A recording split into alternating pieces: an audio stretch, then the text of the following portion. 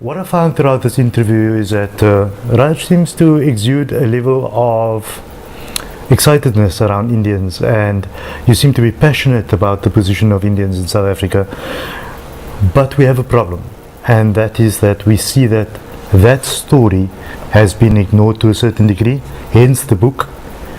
And then you also display a level of discontent for what you see happening in South Africa now with regards to the current president, for example, what's been happening and the contributions of these people in the context of South Africa today.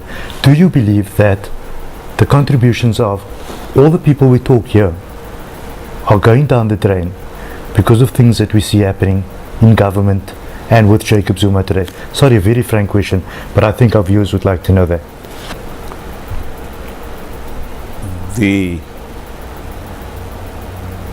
Our Indian leaders that have fought and have brought about reality and brought about the kind of Natal we have today was done by the Indians.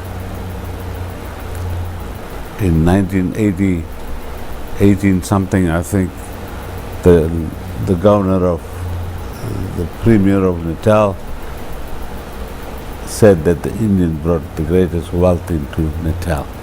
The immigrants that came into Natal. It's in my book, right? So, like that, they've done a hell of a lot. And today, they are being all pushed aside, kicked aside, and forgotten about.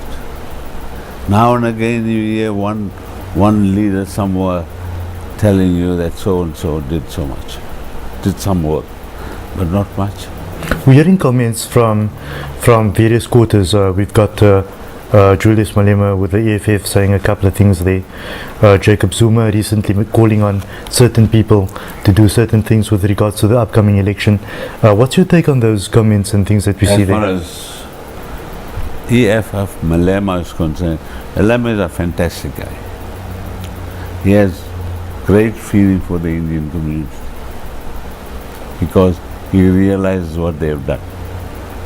He's not given the platform to ride this thing completely, but it will sooner or later, I suppose, he will realize where to draw the line. The question of the others, Zuma is a pro-Indian supporter, but he's gone down the drain long ago. Do you feel people like Yusuf Dadu and all the people that you mentioned that played a role, do you feel that looking at them today, on the other side of the spiritual dimensions, would be happy in terms of what we see happening today? No, they must be turning in the graves, because Dadu didn't fight for corruption, to bring about corruption. Dadu fought for liberation. Raj Piley fought for liberation. Dr. Naika fought for liberation. So all the leaders that were with us all along were fought for liberation, not for corruption. Do you know some of us walked 5-6 kilometers to go and sell one new age, which was 3 or 4 cents pennies those days. So we understand this was hard-fought liberation. The present democracy you have is not brought by anybody but all of us. The whites, the Indians, the coloreds, and the Africans together. I like the idea that you forthrightly saying that, because I think everybody played their role. Exactly. But I think your bone of contention is the fact that the role of certain communities are being underplayed, and that might be an issue. Not certain communities. It's a understatement. The Indians are ignored completely. Where can you get a job today? Let's touch on the question of job. My son has finished his matric. He can't get a job. It's 2 years he has got a job. Right? When you wanted to go to university, they said the quota is full. The Indian quota is full. What kind of quota that I don't know. Right? Like that, the Indian is completely being jeopardized 100%. And by mere virtue of this interview, you are saying that if the Indian has played a role in building the South Africa, then why are they being sidelined? Well, it is the individual nations that are doing this, and they are doing it. It's not all the Africans, it's not all the Indians, it's not all the colors of whites that are involved in this kind of thing. There's a lot of real tribal people that have caused all the upheavals. You can't blame the Indian for being educated. You can't blame the Indian for being politician. You can't blame the Indian for being owning shops and degrees and doctors and so on. They worked bloody hard for it. They've educated themselves. They put in a lot of love into what they were doing, and they are what they are today. So can you blame them for this? And can you hate them for this? I think the both sides, you don't see the facts.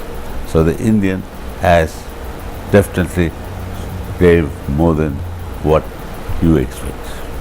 Raj, the content in the book is fairly interesting.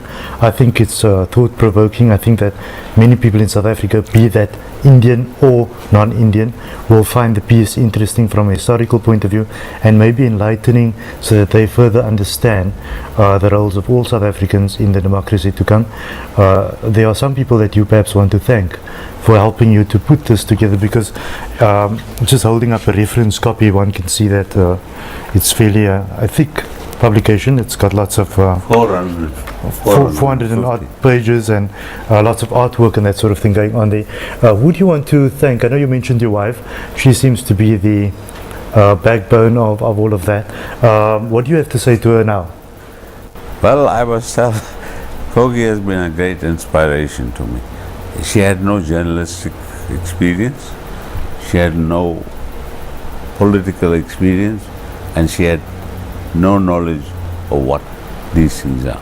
But when she went into it, God, she put her whole life into it, and she made a success of it. Then I want to thank one Muslim.